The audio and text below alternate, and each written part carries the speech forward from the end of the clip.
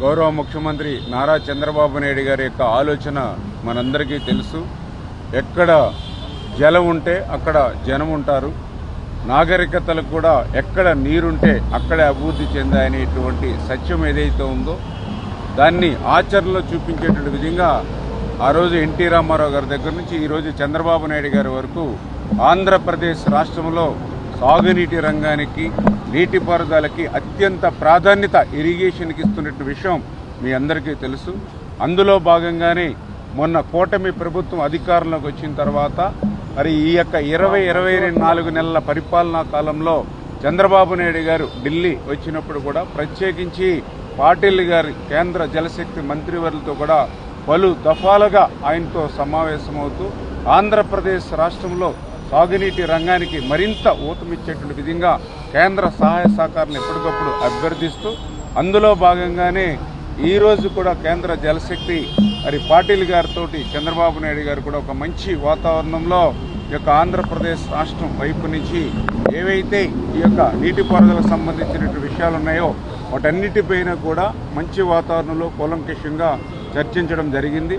అందులో ప్రధానంగా పోలవరం ప్రాజెక్టు ఆంధ్రప్రదేశ్ రాష్ట్రాన్ని భవిష్యత్తులో ఒక కరువు రహిత రాష్ట్రంగా మార్చేటువంటి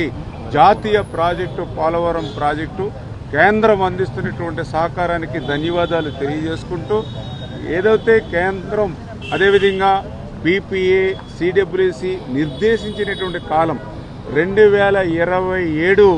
జూన్ కల్లా పోలవరాన్ని పూర్తి చేస్తామనే విషయాన్ని కూడా ఈరోజు మరి ముఖ్యమంత్రి గారు కూడా జలశక్తి మంత్రి గారితో కూడా మాట్లాడడం జరిగింది. ఎందుకంటే గత 5 సంవత్సరాల వైఎస్ఆర్సీపీ పాలనలో పోలవరం ఎప్పటికి పూర్తవుతుందో చెప్పలేమని పోలవరాన్ని ప్రశ్నార్థకం చేసినటువంటి స్థితి గత పాలనలో జరిగితే ఈరోజు చాలా క్లియర్గా 2027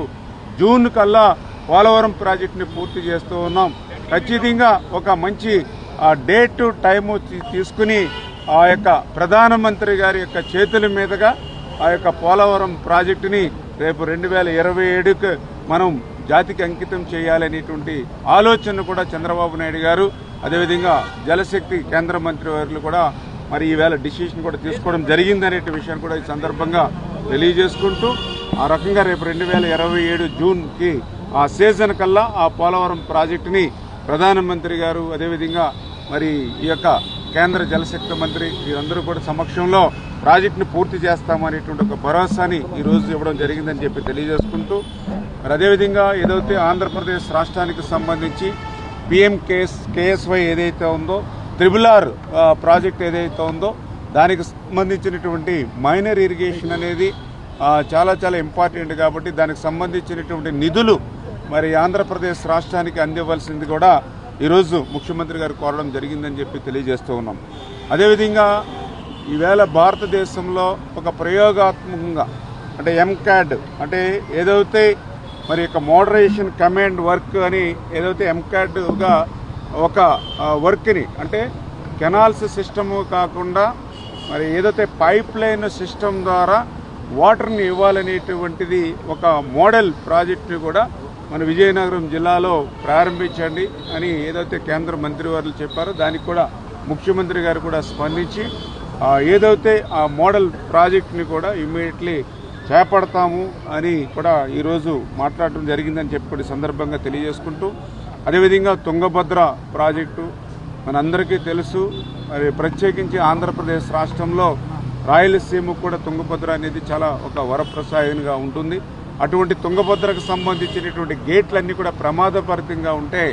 గత 5 సంవత్సరాల వైసీపీ పాలనలో కనీసం దాన్ని పట్టించుకునేటువంటి పాపాన లేదు. యొక్క పాపం ఫలితమే గత సంవత్సరం 19వ గేటు ఆ రోజు కొట్టుకుపోయినటువంటి స్థితిలో ఆ రోజు కూడా చంద్రబాబు నాయుడు గారి చొరవ తీసుకుని కన్నమ్మ నాయుడు గారిని కూడా సైతం అక్కడ పంపించి ఆ 19వ గేటు చరిత్రలో ఎక్కడా లేనటువంటి విధంగా వాటర్ ఫ్లో ఉండగానే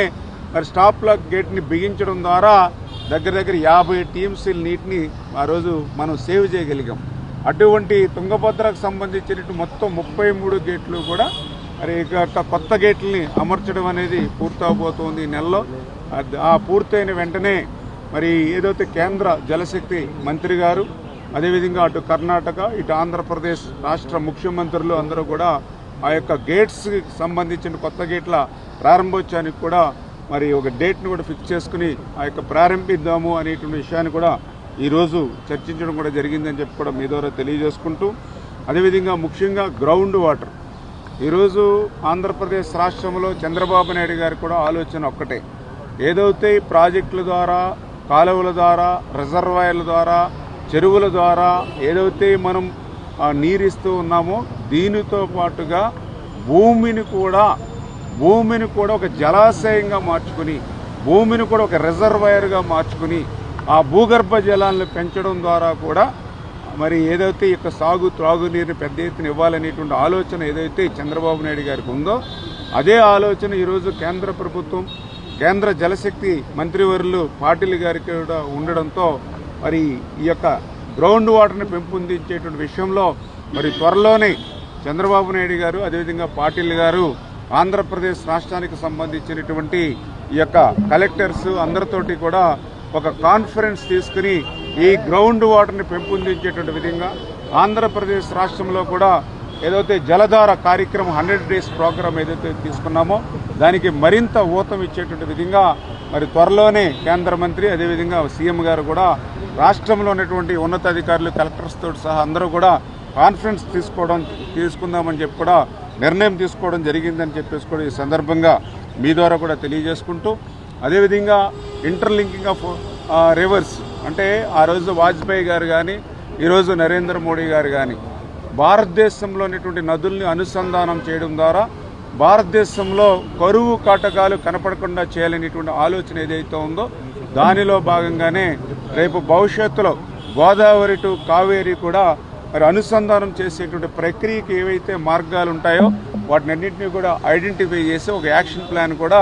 మనం తీసుకోవాలనేటువంటి ఆలోచన కూడా మరి ఈరోజు మరి డిస్కషన్ చేయడం కూడా జరిగిందని చెప్పి మీ ద్వారా కూడా తెలియజేసుకుంటూ ఈ రకంగా ఒక మంచి సానుకూలమైనటువంటి వాతావరణంలో మరి ఈరోజు కేంద్ర జలశక్తి మంత్రి అదేవిధంగా ఆంధ్రప్రదేశ్ రాష్ట్ర ముఖ్యమంత్రి గౌరవ ముఖ్యమంత్రి నారా చంద్రబాబు నాయుడు గారి యొక్క ఆలోచన మనందరికీ తెలుసు. ఎక్కడ జలం ఉంటే అక్కడ జనం ఉంటారు, నాగరికతలకు కూడా ఎక్కడ నీరుంటే అక్కడే అభివృద్ధి చెందాయనేటువంటి సత్యం ఏదైతే ఉందో దాన్ని ఆచరణలో చూపించేటువంటి విధంగా ఆ రోజు ఎన్టీ రామారావు గారి దగ్గర నుంచి ఈరోజు చంద్రబాబు నాయుడు గారి వరకు ఆంధ్రప్రదేశ్ రాష్ట్రంలో సాగునీటి రంగానికి, నీటిపారుదలకి అత్యంత ప్రాధాన్యత ఇరిగేషన్కి ఇస్తున్నటువంటి విషయం మీ అందరికీ తెలుసు. అందులో భాగంగానే మొన్న కూటమి ప్రభుత్వం అధికారంలోకి వచ్చిన తర్వాత మరి ఈ యొక్క 24 నెలల పరిపాలనా కాలంలో చంద్రబాబు నాయుడు గారు ఢిల్లీ వచ్చినప్పుడు కూడా ప్రత్యేకించి పాటిల్ గారి కేంద్ర జలశక్తి మంత్రివర్యులతో కూడా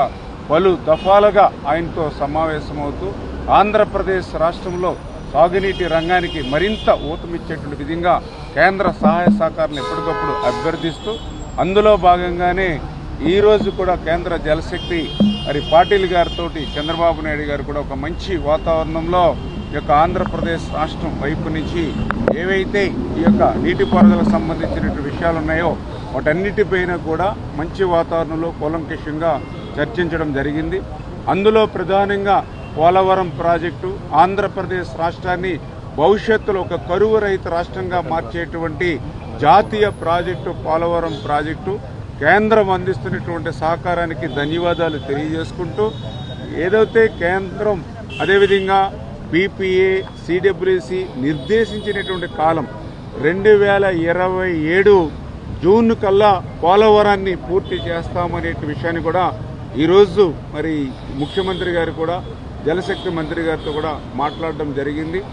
ఎందుకంటే గత 5 సంవత్సరాల వైఎస్ఆర్సీపీ పాలనలో పోలవరం ఎప్పటికి పూర్తవుతుందో చెప్పలేమని పోలవరాన్ని ప్రశ్నార్థకం చేసినటువంటి స్థితి గత పాలనలో జరిగితే ఈరోజు చాలా క్లియర్గా 2027 జూన్ కల్లా పోలవరం ప్రాజెక్టుని పూర్తి చేస్తూ ఉన్నాం. ఖచ్చితంగా ఒక మంచి డేట్ టైము తీసుకుని ఆ యొక్క ప్రధానమంత్రి గారి యొక్క చేతుల మీదుగా ఆ యొక్క పోలవరం ప్రాజెక్టుని రేపు 2027కు మనం జాతికి అంకితం చేయాలనేటువంటి ఆలోచన కూడా చంద్రబాబు నాయుడు గారు అదేవిధంగా జలశక్తి కేంద్ర మంత్రి వారు కూడా మరి ఈవేళ డిసిషన్ కూడా తీసుకోవడం జరిగిందనే విషయాన్ని కూడా ఈ సందర్భంగా తెలియజేసుకుంటూ